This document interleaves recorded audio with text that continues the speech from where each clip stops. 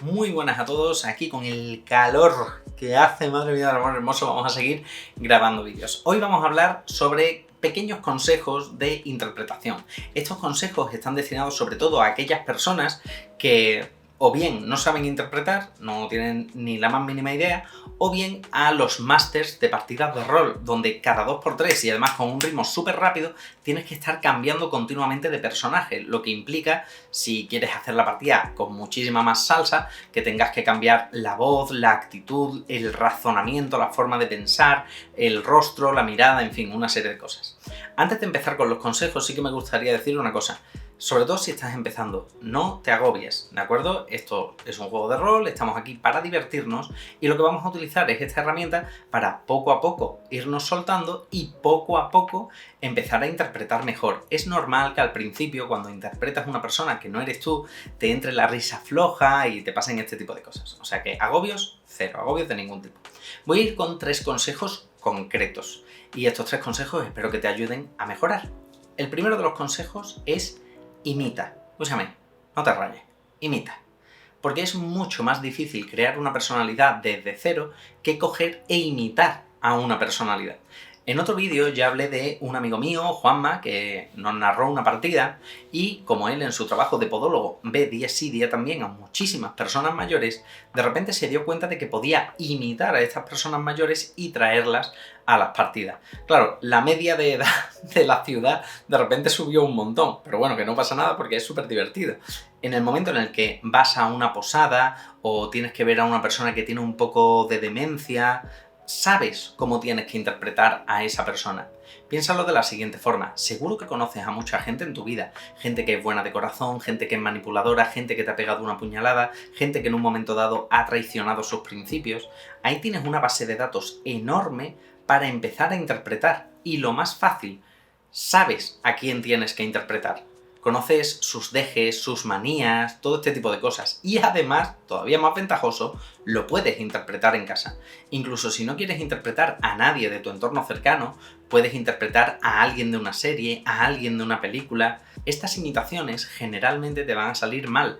Y esto está bien, porque una imitación mal hecha hace que no puedas identificar de dónde proviene esa imitación. A veces sí se puede identificar y en otras ocasiones no. Por ejemplo, te voy a poner aquí un extracto de una partida donde el otro día, en fin, más o menos de forma rápida, tuve que interpretar a personajes distintos mientras los iba narrando. Decir que estoy completamente perplejo e impresionado a partes iguales.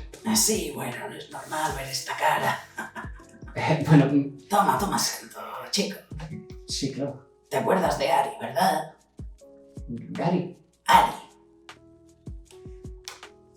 Le salvaste el culo a mi compi en aquella investigación que hiciste.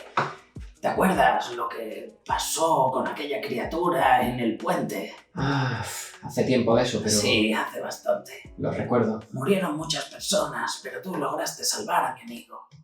Él me ha pegado una llamada. Me ha dicho que ibas a venir aquí y que te tratase con cierto cuidado. Por favor, ¿tienes algo por ahí, tío? Que tengo la garganta. Sí. Hablar como el lagarto me ha dejado sequísimo. Me ha molado mucho, me ha molado mucho. ¿Qué pasa, tío? Se me ha recordado a Watto, tío, el de Star Wars. Sí, he querido hacer una imitación, una mezcla entre Watto y Vito Corleone.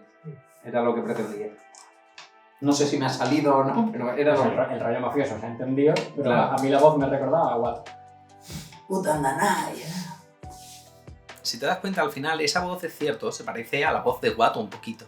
Yo intenté meterle también el rollito mafioso, pero se ve que el rollito mafioso no se percibió tanto en la voz como en las descripciones. Está genial, porque algunos jugadores van a pillar la referencia, oye, es Watto, pero otros jugadores no la van a pillar. En cualquiera de todos los casos, nadie sale de la partida. La gente lo que está viendo es un dragón que tiene una forma de hablar además súper peculiar y que es altamente poco probable que ese tono de voz me lo vaya a encontrar en otro NPC. Sin embargo, no te agobies tanto cuando tienes que hacer NPCs que no van a ser trascendentales.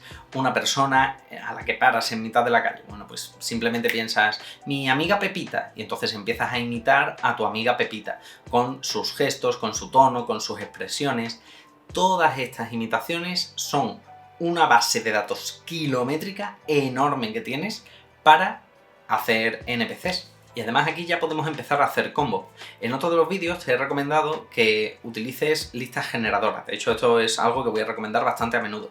Puedes tener una lista generadora de 4, 5, 6 personas a las que más o menos sabes imitar y entonces vas saltando de la primera a la sexta. Lo normal es que de la primera a la sexta la gente ya no lo recuerde. Es decir, realmente cuántos NPCs intrascendentales se paran a lo largo de una única sesión. ¿3? ¿4?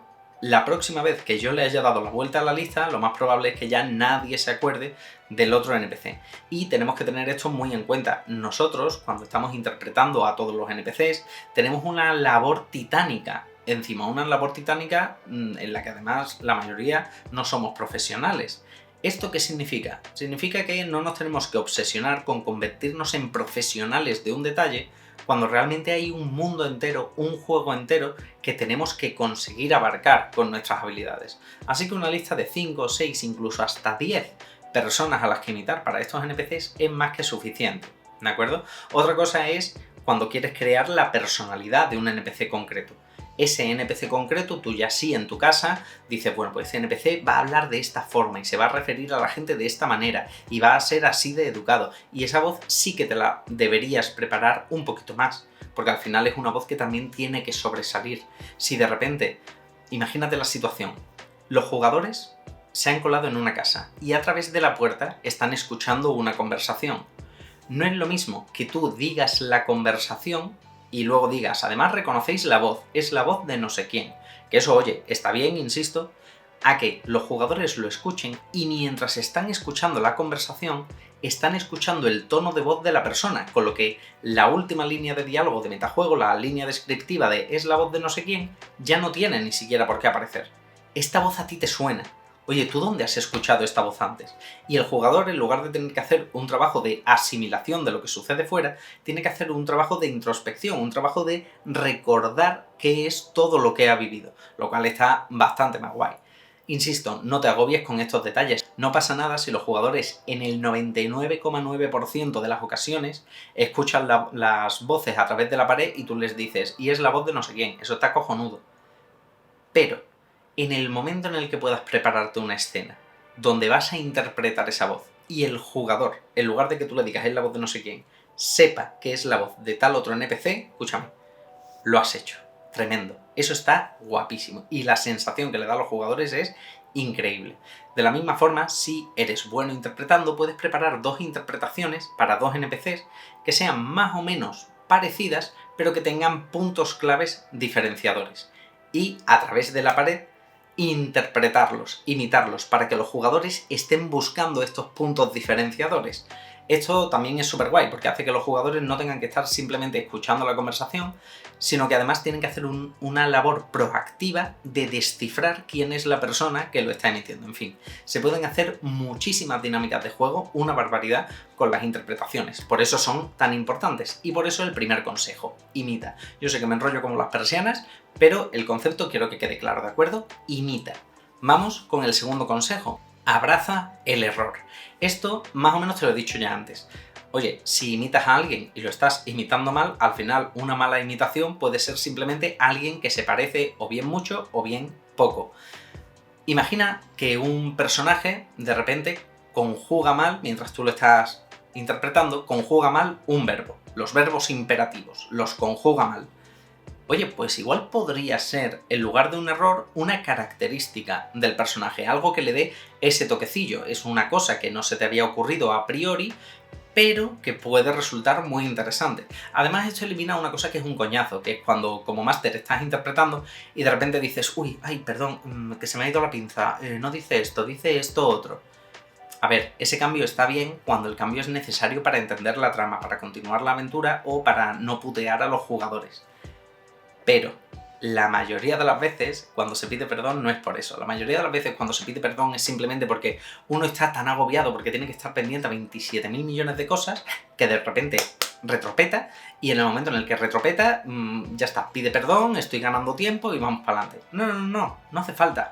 No hay que ir tan agobiado, lo que hay que hacer es acostumbrarse un poco a esa tensión, un poquito de tensión siempre está bien, ¿de acuerdo? Y ahora cuando vas interpretando, si de repente cometes un error, tira para adelante con el error. posiblemente esos errores le acaben dando determinada personalidad. Ten en cuenta que te he puesto, claro, errores que son objetivamente errores, como es un fallo de conjugación.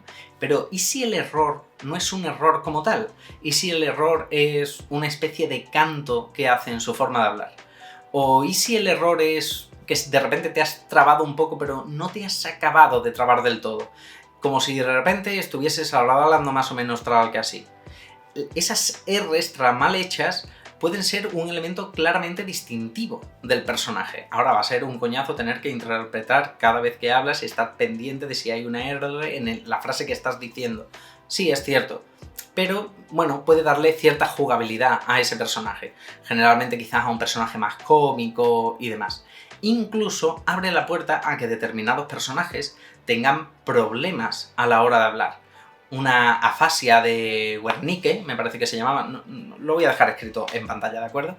Lo que hace es que te inventes las palabras, pero tu lenguaje paraverbal, tu tono de voz, siempre esté correcto. Pues quizás esta interpretación lo que me está diciendo es, oye, que esta persona tiene una ligera afasia o una afasia pronunciada que le está provocando estas complicaciones. Y de repente el personaje pasa de ser un personaje normal que tiene una interpretación genérica o lo que sea, a un personaje con un problema mental, como puede ser la afasia, o puede ser un personaje con problemas de dicción, o puede ser un personaje con la lengua corta, entonces hay palabras que no las puede paladear bien. ¿Entendemos? Todo esto surge de estos errores. 3/4 de lo mismo si, por ejemplo, imagínate, un personaje da la información A y el otro personaje da la información A', siendo A y A' incompatibles, y los dos sabiendo la realidad sobre A. ¿Qué significa esto? Que el que ha dicho A' miente, porque la realidad es A. Tú en ese momento puede que no te hayas dado cuenta, porque entre que interpretaste el primer personaje y entre que interpretaste el segundo, han pasado, pues yo qué sé, 7 meses. Pues uno de los dos miente. Hemos dicho ya que el que miente es A', y esto es abrazar el error. Plantéate la posibilidad de que de repente ese personaje, aunque antes no lo haya sido, en ese punto concreto esté mintiendo por algún motivo. Y esto, aparte de darte matices en la interpretación y determinadas cosas, también te puede estar abriendo la puerta a que la historia se amplíe, a que se cuenten cosas. Por supuesto, esto último que acabo de decir hay que cogerlo con pinzas, hay que tener muchísimo cuidado porque en el momento en el que abusas esto se puede convertir en una locura. Lo que trato de transmitirte con este punto es que los errores son interesantes. Y tendemos a flagelarnos por los errores que cometemos, pero no deberíamos hacerlo. Lo que tenemos que hacer es coger esos errores, ver si pueden ser de alguna utilidad y si pueden ser de alguna utilidad, utilizarlos y si no pueden ser de ninguna utilidad, obviarlos. En última instancia, si estás interpretando un personaje y te trabas la lengua, no empieces a pedir perdón, simplemente te callas y puedes decir a forma de metajuego para que se entienda también, repito, ¡pum! Y empiezas la línea desde cero. No pasa absolutamente nada, ¿de acuerdo? Los actores profesionales se confunden y nosotros, que somos actores amateur, pues también nos confundimos. Y el último consejo de interpretación es este. No tengas miedo al cambio coherente.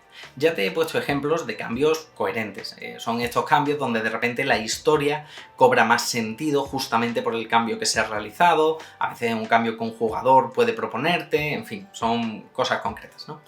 Pero en este caso voy a hacer especial mención a las emociones. Imagínate que es que este fallo está prácticamente siempre. Si tú interpretas a un personaje como un personaje alegre, ¡buh! Estoy súper contento de estar con vosotros. ¿Qué tal, chicos? ¿Cómo os encontráis? Bien, ese personaje ya tiene una personalidad, que es soy alegre y bobalicón, ya está, y de ahí no me sacas. Pero oye, está súper guay que haya un cambio coherente, que si de repente este personaje era el tabernero y siempre os recibe así, con muchísima alegría. Oye, ¿queréis unas cervezas? Venga, esta ronda invito yo, tíos. Si es así de alegre, pero de repente le han atracado, tiene sentido que al día siguiente la interpretación sea parecida, pero haya un cambio coherente, es decir, que no sea alegre, que puede incluso que esté huraño, que te manda a la mierda, que su tono de voz cambie un poquito. Partimos de esta base, pero de repente, como le han pasado cosas, cogemos y decimos: joder, tío, estoy en la mierda. Te lo juro, apenas llego a final de mes y encima vienen y... no puedo más, tío, no voy a cerrar esta puta mierda de taberna. Estos golpes de... no sé si el micro lo está pillando bien, pero bueno. He hecho un golpe de voz que eleva la parte final, justamente dando a entender que estoy un poco cansado. Es verdad que la cara sigue sin moverse demasiado, pero bueno, entendemos que justamente también por lo del labio y tal, esta persona quizás tiene algún tipo de parálisis o algo que le impide mover bien sus expresiones faciales. Aún así se podía ver lo suficiente como para entender las emociones, y ha habido un cambio en la interpretación, lo que hace que este personaje, que a priori sería simplemente el dueño de la taberna, tenga muchísimo más jugo. No porque nosotros hayamos cambiado nada, sino porque entendemos las emociones que hay detrás. Este tema de cómo interpretar emociones, cómo interpretar personajes, por supuesto es gigantesco, y si esperabas hacerte experto en un vídeo de 15 minutos, esto igual lo debería haber dicho al principio, pero te lo estoy diciendo al final, pues no estás en el sitio indicado. Yo en 15 minutos no puedo enseñar a nadie a interpretar absolutamente nada, pero sí que son consejos de interpretación lo suficientemente básicos como para que tú ahora vayas desarrollando un ejercicio súper chulo para hacer esto del cambio coherente, el cambio en las emociones, cambio coherente en las emociones, es que cojas a un personaje. No hace falta ni que pongas expresividad ni facilidad, si te ayuda, hazlo, pero ahora mismo nosotros, sobre todo cuando narramos, estamos más preocupados del paraverbal, ¿de acuerdo? Porque incluso muchas veces no todos los jugadores nos pueden ver, a veces el atrezo que nos ponemos puede ocultar parte de la cara, entonces céntrate sobre todo primero en la parte paraverbal. Y trata de oscilar por todas las emociones. Tú ya sabes cómo suena la ira porque has escuchado a gente gritándote, ya sabes cómo suena la pena porque has escuchado a gente triste, y también, coño, porque tú lo has experimentado. Prueba a ver cómo tu garganta va cambiando, y, alerta spoiler, en el momento en el que cambia la garganta, probablemente empiece a cambiar la cara. O sea, cuando te digo que no cambies la cara, me refiero a que no pienses en la cara. No me estoy refiriendo a que la dejes quieta, porque lo normal es que el cerebro se configure para que el tono de voz, la facialidad, la expresividad sea coherente, toda en uno. Es más difícil disociar que mantener las cosas asociadas.